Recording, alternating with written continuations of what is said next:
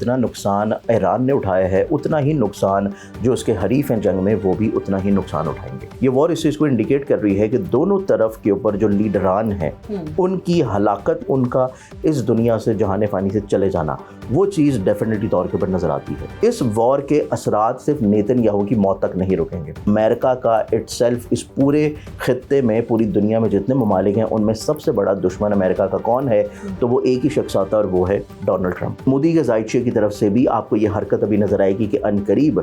अगले महीने में पाकिस्तान की कश्मीर वाली साइड के ऊपर दोबारा से कुछ अटैक्स वगैरह और कुछ फोर्सेस की तरफ से चीज़ों को थोड़ा तेज़ किया जाएगा।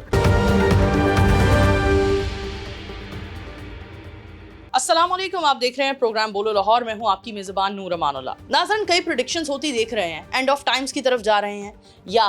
वर्ल्ड वॉर 3 का आगाज़ हो चुका है। ये आगाज़ है, इब्तिदा है या तैयारी है? इन तमाम तर सवालात का जवाब तलब करने के लिए हम आ पहुँचे हैं नामवर एस्ट्रोलॉजर मुसव्विर ज़ंजानी के पास। आइए चलते हैं, इनसे बात करते हैं। काफ़ी प्रेडिक्शंस दे चुके हैं ज़ंजानी साहब आप। एंड ऑफ टाइम्स के हवाले से, वर्ल्ड वॉर 3 के हवाले से क्या कहना चाहेंगे? क्या होने जा रहा है? क्या वाकई एंड ऑफ टाइम्स की तरफ दुनिया जा रही है? बिस्मिल्लाहिर्रहमानिर्रहीम। अगर हम लोग इसमें बात करते हैं 2026 की और इससे पहले 2025 की, 2025 भी आपने पूरी दुनिया में देखा कि जंगो जदल का साल था, और 2026 जो है वो भी इसी की कंटिन्यूटी है। 2026 की हमारी जो बुकलेट है ज़ंजानी जंतरी, अगर इसका आप टाइटल पेज देखें कि उसके ऊपर हमने ये सवालिया निशान दिया था कि वॉर और पीस, कि इस साल में अब क्या होने जा रहा है।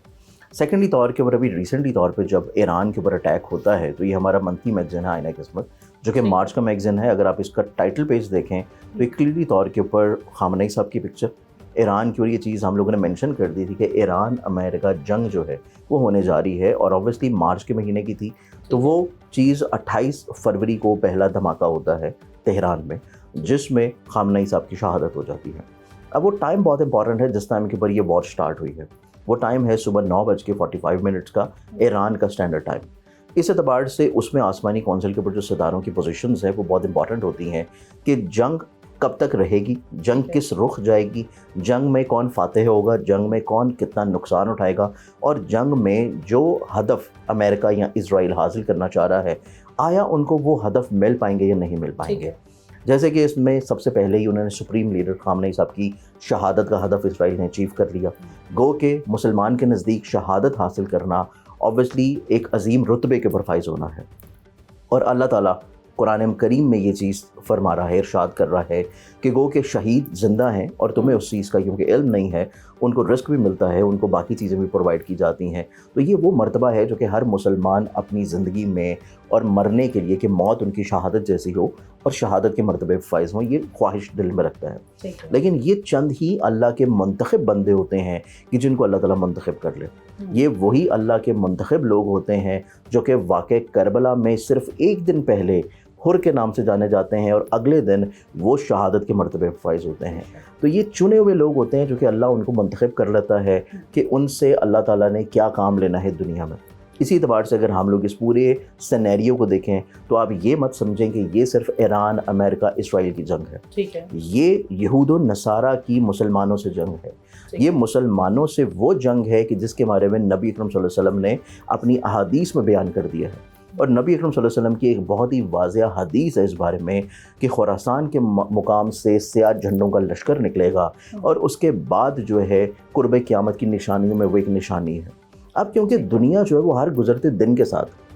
हर गुज़रते वक्त के साथ एंड ऑफ टाइम्स की तरफ जा रही है। दुनिया जो है वो किसी तौर के ऊपर अपने डूम्सडे की तरफ वापस जा रही है, और कुर्ब क़यामत की निशानियों में ये एक निशानी भी है कि जिसमें नबी अकरम सल्लल्लाहु अलैहि वसल्लम की ये हदीस है कि वो बद्दू अरब के जो कि कभी सहराओं में थे, वो मुकाबलेबाजी में बड़ी बड़ी इमारतें बनाएंगे। तो आज वही देखें कि वही बड़ी बड़ी इमारतें जो हैं वो उनके लिए तबाही और मलबे का ढेर बनने जा रही हैं, और उसी को संभालने के चक्कर में वो अपनी आखिरत भुला बैठे हैं। तो ये वही चीज़ है कि अभी जो ये वॉर चल रही है, ये वॉर कतई तौर के ऊपर सिर्फ ईरान की वॉर नहीं है, ये वॉर है यहूद और नसारा की मुसलमानों के खिलाफ वॉर। क्योंकि मुसलमान इस वक्त बहुत सारे ऐसे तफरकों में बटे हैं, बहुत सारी ऐसी प्रायोरिटाइजेशंस में बटे हैं कि हमें उस चीज़ को समझते हुए, देखते हुए, नज़र आते हुए भी हम उस चीज़ को एक्सेप्ट नहीं करना चाह रहे। हम उस चीज़ को किसी तौर के ऊपर अपने अंदर इंजेक्ट नहीं कर सक रहे, हम उस चीज़ को इस लेवल तक नहीं लेके जा पा रहे। गो के इस बारे में यहूद और नसारा बिल्कुल क्लियर है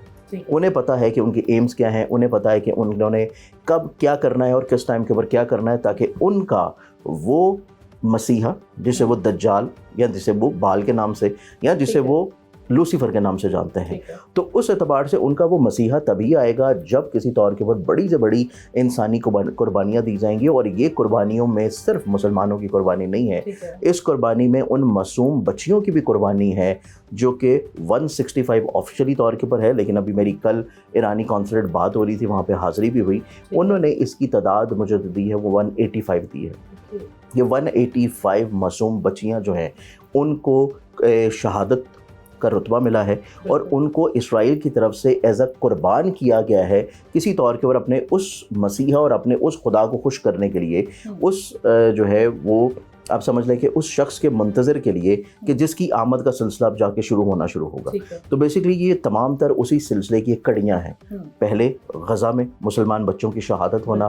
بچوں کو اسپیشلی طور کے اوپر ٹارگٹ یا ہٹ کر کے شہید کیا جانا, اور اس کے بعد وہی سلسلہ ایران کے سٹارٹ ہوا ہے. اور یہ سلسلہ پھر یہاں پہ تھمے گا نہیں. اگر کوئی شخص یہ سمجھ رہا ہے کہ یہ ایران کی وار اگر امریکہ جیت جاتا ہے تو یہ سلسلہ تھم جائے گا, یہ سلسلہ تھمنے والا نہیں ہے. یہ سلسلہ سوڈان میں چل رہا ہے, یہ سلسلہ غزہ میں ہو چکا ہے, یہ سلسلہ ابھی ایران میں جاری ہے, یہ سلسلہ آپ کو عنقریب ایک ایک کر کے پھر باقی مسلم ممالک میں بھی نظر آئے گا. تو اگر آپ یہ سمجھ رہے ہیں کہ آپ پاکستان میں سیف ہیں تو ایسا نہیں ہے. ٹھیک ہے, جیسا آپ نے کہا پاکستان میں سیف نہیں ہے, یعنی آپ کی پریڈکشن ہے کہ ورلڈ وار 3 کا رخ کہیں نہ کہیں پاکستان کی طرف بھی ہو رہا ہے. پاکستان کی اس ورلڈ وار 3 میں انٹری کیسے ہوگی, کب ہوگی, اور یہ انٹری پاکستان کے لیے کتنی منافع بخش یا ہم کہہ سکتے ہیں نقصان دہ ثابت ہو سکتی ہے؟ دیکھیں نور, اس میں اگر ہم لوگ دیکھیں تو ورلڈ وار 3 کے امپیکٹ سے نو ڈاؤٹ ابھی حالات ورلڈ وار 3 کی طرف جا رہے ہیں, گو کہ ورلڈ وار 3 پراپرلی طور کے اوپر ڈکلیئرڈ نہیں کی گئی, کیونکہ اس میں ہمارے پاس صرف وہ الائنسز ہیں جو کہ امریکہ کی سائڈ سے ہیں, اور ان الائنسز میں بھی صرف 2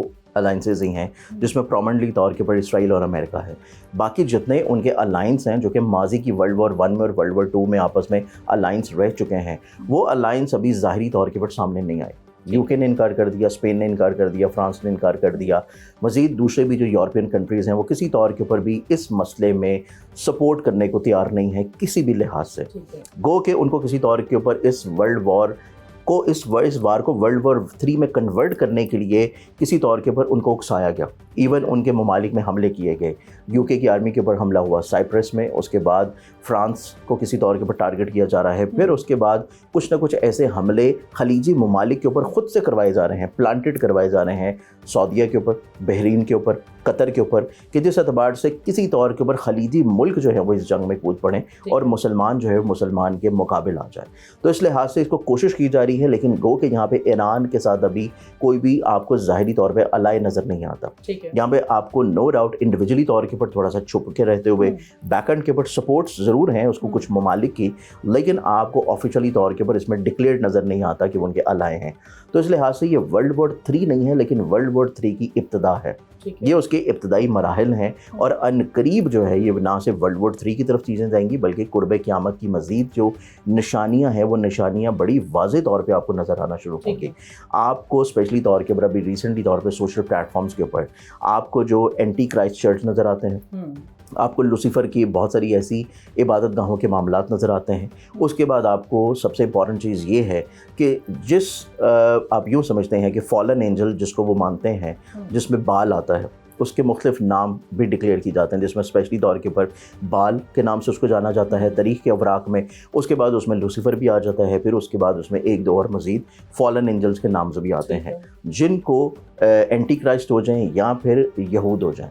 یا جیوز ہو جائیں, اسپیشلی طور کے اوپر جو زائنسٹ ہیں وہ اس چیز کو کسی طور کے اوپر اپنا مسیحا ڈکلیئر کرتے ہیں. اب اس چیز کے لیے انہوں نے ہیکل سلیمانی کو بھی دریافت کر کے بہتر کرنا ہے, انہوں نے کسی طور کے اوپر یوں سمجھ لیں کہ انہوں نے اس کا راستہ کلیئر کرنا ہے اور اس بارے میں بالکل مائنڈ سیٹ میں کلیئرڈ ہیں. تو اس لحاظ سے ورلڈ وار 3 کی ابتدا ہے, ابھی ورلڈ وار 3 شروع نہیں ہوئی, اور ورلڈ وار 3 جب شروع ہوگی تو آپ دیکھیں گی کہ یہ جو کنٹریز ابھی وقتی طور کے اوپر کسی طور پہ ایران کو سپورٹ نہیں کر رہی یا پاکستان کو سپورٹ نہیں کر رہی, یا پاکستان کا جو ابھی مسئلہ چل رہا ہے افغانستان کے ساتھ, اور ان قریب اگلے آنے والے چند مہینوں میں انڈیا کی طرف سے بھی یہ چیز آپ کو کشمیر بارڈر پہ نظر آئے گی کہ پاکستان میں دوبارہ سے جو منتھ آف اپریل آ رہا ہے وہ کشمیر والی سائڈ پہ بھی انریسٹ دوبارہ سے کریٹ ہوگا. تو اس لحاظ سے پاکستان کا اس وار میں جو بھی کردار ہے وہ کردار صرف ابھی تھوڑا سا ویٹ اینڈ واچ کی پالیسی پہ ہوگا اور صرف ابھی ثالثی کے کردار کے اوپر وہ چیزوں کو لے کے چلیں گے. قطعی طور کے اوپر ابھی اس میں پاکستان ایران کو سپورٹ کرنے میں یا امریکہ کے بہاف کے اوپر کسی طور کے اوپر ایران کے ساتھ اپنے سفارتی تعلقات کو قطع تعلق کرنے کی طرف نہیں جائے گا. پاکستان اس میں چیزوں کو بہت ہی اعتماد کے ساتھ بڑی بہتری کے ساتھ اپنی رسپیکٹ اور عزت اور اپنی ایگو کو سنبھال کے لے کے چلتے ہوئے صرف چیزوں کو وہ ویٹ اینڈ واچ کی پالیسی اور ثالثی کے طور پہ لے کے چلے گا. کیونکہ پاکستان کے اٹ سیلف ابھی ہم حالات دیکھیں تو پاکستان کے جو حالات ہیں ابھی عنقریب منتھ آف مارچ میں افغان کے ساتھ, اس کے بعد پاکستان کے اپریل کے مہینے میں انڈیا کے ساتھ, یہ چیزیں پاکستان کے اٹ سیلف اپنے ذائچے میں بڑی کروشل ہونے جا رہی ہیں. تو پاکستان ابھی اسٹیٹ آف کنڈیشن میں نہیں ہے کہ کسی طور کے اوپر اوپنلی اس وار میں کود جائے یا اوپنلی اس وار میں کسی طور کے اوپر شامل ہو جائے یا کسی طور کے اوپر علماء کے پریشر سے, عوام کے پریشر سے کوئی ایسا بیان دے دے کہ جس سے امریکہ جو ہے وہ کسی طور کے اوپر یہاں پہ بھی ہٹ کرنا شروع کرے. تو ابھی پاکستان کے چارٹ میں وہ سینیریو نہیں ہے, بلکہ عنقریب پاکستان میں کچھ ایسی قیادت ابھرتی ہوئی نظر آئے گی کہ کچھ اس طرح کے بولڈ ڈیسیژنز وہ لے سکیں. لیکن اس قیادت کے ابھرنے میں اسی سال کا ٹائم ہے اور اس سال کے مڈ کے بعد سے وہ قیادت آپ کو ابھرتی ہوئی نظر آئے گی جو کہ تھوڑی سی عوام کی فیوریٹ ہوگی, عوام کی پذیرائی حاصل ہوگی. اور اس وقت جو آپ کو حکومتی حکمرانوں میں اور حکومتی نشستوں کے اوپر جو افراد نظر آتے ہیں یہ بیسکلی ان کے چہروں کی تبدیلی کا سال ہے. نئے قیادت کی بات کر رہے ہیں یا کسی نئی سیاسی جماعت کی ابھرنے کی بات کر رہے ہیں؟ نئی قیادت کی بات کر رہے ہیں. ٹھیک ہے. کیونکہ سیاسی جماعتیں تو آلریڈی جو چل رہی ہیں اس میں کچھ نئی ابھی بنائی بھی گئی ہیں, لیکن ان کو اتنی پذیرائی نہیں ملے گی کہ وہ ایک دم سے نئی سیاسی طور کے اوپر بڑھ جائیں. لیکن نئی قیادت جو ہے وہ اس سال آ جائے گی اور اس قیادت کو عوامی طور کے اوپر سپورٹ بھی رہے گی. ٹھیک ہے. آپ نے بتایا ایران اسرائیل اور امریکہ کے درمیان جو جنگ ہے اس کو آپ نے نام دیا کہ ورلڈ وار 3 کی تیاری ہے, ورلڈ وار 3 نہیں ہے. تو ورلڈ وار 3 کا آغاز کون سے سن میں ہوتا دیکھ رہے ہیں؟ لیکن اور اس میں اگر ہم لوگ بات کریں تو ہمارے پاس ابھی یہ جو سال ہے 2026 کا, یہ سال ہے ہمارے پاس 1 نمبر کا سال. اور اس سال میں منتھ آف جون میں جوپیٹر نے اپنی ایگزالٹیڈ پوزیشن پہ آنا ہے. جوپیٹر بیسکلی یہ خیر و برکت کا پلانٹ, پازیٹیوٹی کا پلانٹ. تو اس لحاظ سے اس سال تو اتنی بڑی کوئی بڑے پیمانے کے اوپر ورلڈ وار والا معاملہ نہیں ہے. لیکن جو اگلے آنے والے سال ہیں جس میں تقریباً 2028 اور 29 یہ وہ سال ہوں گے کہ جس ٹائم کے اوپر سیٹرن اپنی بڑی کمزور پوزیشن پہ ہوگا. تو 2028 اور 2029 کے سال وہ ہوں گے جس میں دنیا میں دوبارہ سے پھر کچھ اسی طرح کی جنگیں شروع ہوں گی. اور اس میں ابھی جو الائز نہیں بننا چاہ رہے, کسی طور کے اوپر انکار کر رہے ہیں, وہ چیزیں پھر الائز کی طور کے اوپر ابھر کے سامنے آنا شروع ہوں گی. تو اس کو آپ 2028 اور 2029 کے سال سے ابتدا کی طرف لے کے جا سکتے ہیں کہ وہ ٹائم ایسا ہوگا جو کہ ورلڈ وار 3 کا ٹائم ہوگا. ابھی وقتی طور کے اوپر صرف اس کی آپ پریپریشن کہہ سکتے ہیں, اپنے الائز کو ایڈجسٹ کرنا کہہ سکتے ہیں, یا مستقبل میں کون سی قوتیں جو ہیں وہ کس طرف جائیں گی اور کون سی قوتیں کس طرف جائیں گی, اس چیز کو فائنلائزیشن یا ایک روڈ میپ کے طور کے اوپر اس وار کو آپ دے سکتے ہیں. تو اس لحاظ سے منتھ آف اپریل جو ہے وہ ایک طرح کا فیصلہ کن مہینہ ہوگا اس وار کے اعتبار سے بھی. یہ مہینہ جو کہ ابھی کا ہے مارچ کا مہینہ, اس میں بہت سختی کے دن آنے والے ہیں اور وہ دن ہوں گے 12 سے لے کے 15 مارچ تک. کیونکہ ہماری آسمانی کونسل کے اوپر ایک بہت ہی خراب پوزیشن بنی ہے جسے ہم لوگ اسٹرالوجیکل لینگویج میں بولتے ہیں انگارا یوگ. یہ ایک ایسی انگارا یوگ کی ٹرمینالوجی ہوتی ہے ویدک اسکول آف سسٹم میں کہ جس میں آپ یوں سمجھ لیں کہ اگریشن, فرسٹریشن, بڑے پیمانے کے اوپر اموات, اور نہ صرف بڑے پیمانے پہ اموات بلکہ آسمان سے آگ کا نکلنا. اب آسمان سے آگ اسی صورت میں برس رہی ہے جب جہاں پہ میزائلز آ رہے ہیں, ڈرونز آ رہے ہیں اور وہ مختلف ممالک کے اوپر ہٹ ہو رہے ہیں. اب وہ ممالک آپ دیکھیں کہ پورا آلموسٹ ایک ہی ریجن بنتا ہے. ایران سے لے کے اسرائیل کا سارا ریجن ایک ہی بنتا ہے کہ جس میں خلیجی ممالک آ جاتے ہیں, جس میں اسرائیل آ جاتا ہے, جس میں ایران آ جاتا ہے. گو کہ جو بھی چیز ہو رہی ہے وہ اسی ریجن کے اندر ہو رہی ہے. ایون اس میں اگر ہم پاکستان اور افغان وار کا دیکھیں تو وہ بھی اسی ریجن میں آتی ہے جو کہ ہمارے اس زون میں آتا ہے. تو یہ زون اس ٹائم آسمانی کونسل کے اوپر جو انگارا یوگ بنا ہے اس کے ڈائریکٹلی طور کے اوپر زیر اثر نیچے ہے. اب آسمانی کونسل کے اوپر پوری دنیا میں جو 360 ڈگری کے اوپر آسمان پہ ستاروں کی نظر بنے گی, وہ جس ریجن کے اوپر افیکٹ کریں گی وہ ریجن اس سے ڈائریکٹلی طور کے اوپر افیکٹ ہوگا. تو اس ٹائم کے اوپر یہ ریجن ڈائریکٹلی طور کے اوپر افیکٹڈ ہے. اور چاہے پاک افغان وار ہو, چاہے ایران اسرائیل अमेरिका वॉर हो, इसके फाइनली तौर के ऊपर हतमी नताइज और जंग का थमना और किसी तौर पे चीज़ों का दोबारा से एक बैक टू नॉर्मलाइज होना शुरू होना, वो चीज़ आपको नज़र आएगी मंथ ऑफ अप्रैल के फर्स्ट वीक के बाद से, जब अंगारा योग आसमानी कैफियत में पोजीशन ख़त्म करेगा, सन अपनी 15 अप्रैल को एग्जॉल्टेड हाउस में एंटर होगा, तो तब चीज़ें निस्बतन बेहतरी की तरफ आएंगी। अब इसमें एक और चीज़ बहुत इंपॉर्टेंट है कि अंगारा योग जो बना है ये ईरान के चार्ट में और अमेरिका के चार्ट में एक ही हाउस में बना है। वो बन रहा है 8वां घर। 8th हाउस जो होता है ज़ाइचे का, ये अमवात का घर है, ये बड़े पैमाने के ऊपर मौत का घर है, ये बड़े पैमाने के ऊपर नुकसानात का और माशी तौर पे प्रॉब्लम का घर है। अब ईरान को जितना नुकसान हुआ है उसी तरह का नुकसान कमो बेश जो है वो अमेरिका को भी उठाना पड़ेगा। अब अमेरिका ने जो नुकसान अपना उठा रहा है वो माशी तौर पे तो उठा रहा है, लेकिन अमेरिका की क़ियादत जो है उसके लिए भी चीज़ें कोई बहुत सेफ एंड साउंड नहीं है। हम कुछ दिनों से खबर सुन रहे हैं कि नेतन्याहू को जहन्नुम वासिल कर दिया गया। प्रेडिक्शंस क्या कहती हैं? देखिए नूर, इसमें अगर हम लोग देखें तो हमारे पास इसराइल का चार्ट भी सामने है मेरे, उसके बाद ईरान का जैसे कि अभी डिस्कस कर रहे थे, और अमेरिका का। जैसे कि मैंने आपको बताया कि जितना नुकसान ईरान ने उठाया है उतना ही नुकसान जो उसके हरीफ हैं जंग में वो भी उतना ही नुकसान उठाएंगे। ईरान ने माशी तौर पे नुकसान उठाया है, ईरान ने अपनी आवाम का जो अमवात है, अपनी अफवाज की अमवात है, वो नुकसान उठाने हैं। उसके अलावा ईरान जो है वो किसी तौर के ऊपर अपने सुप्रीम लीडर की शहादत का भी दुख ले चुका है, तो इसी एतबार से कुछ ऐसा ही नुकसान दोनों हरीफ भी उठाएंगे।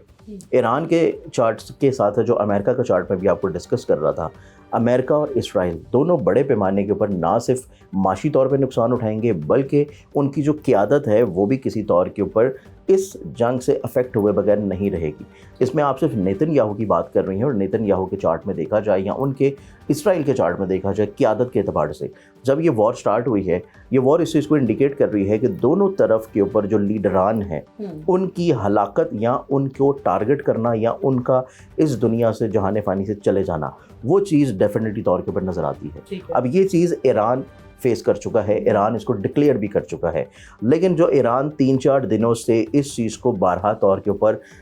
जो है दावा कर रहा है, और उसके बाद बाकी दूसरे इंटरनेशनल मीडियाज़ भी जिसमें अल जज़ीरा या दूसरे चैनल्स हैं वो भी अब इस चीज़ को दोबारा से बार बार प्रवोक करना शुरू कर रहे हैं कि नेतन्याहू जो है वो इस दुनिया में नहीं है। इस एतबार से सिर्फ नेतन्याहू नहीं बल्कि जो अमेरिकन क़ियादत है उसमें ट्रम्प भी आ जाते हैं, और उसमें आर्मी के जितने उनके फोर्सेस के मेन इंपॉर्टेंट फिगर्स हैं वो भी आ जाते हैं। इस वॉर के असरात सिर्फ नेतन्याहू की मौत तक नहीं रुकेंगे। ठीक है, ये चीज़ इस चार्ट में नज़र आती है कि नो डाउट इसराइल की जो बड़ी क़ियादत है वो किसी तौर के ऊपर इस जंग में तो हलाक होगी। उसमें नेतन्याहू भी हैं और उसमें उनके बहुत सारे ऐसे कमांडर्स भी हैं जो कि उनकी फ़ौज को लीड कर रहे हैं, जो कि उनके मुख्तलिफ डिपार्टमेंट्स को, इदारों को लीड कर रहे हैं। लेकिन ये चीज़ यहाँ पर रुकेगी नहीं, ये चीज़ अमेरिका को भी इफ़ेक्ट करेगी। तो अमेरिका के आप यूँ समझ लें कि अमेरिकन का जो अपना दुश्मन है, अगर ये सवाल किया जाए कि बड़े क्वेश्चन मार्क में कि अमेरिका का इटसेल्फ इस पूरे खित्ते में, पूरी दुनिया में जितने ममालिक हैं उनमें सबसे बड़ा दुश्मन अमेरिका का कौन है,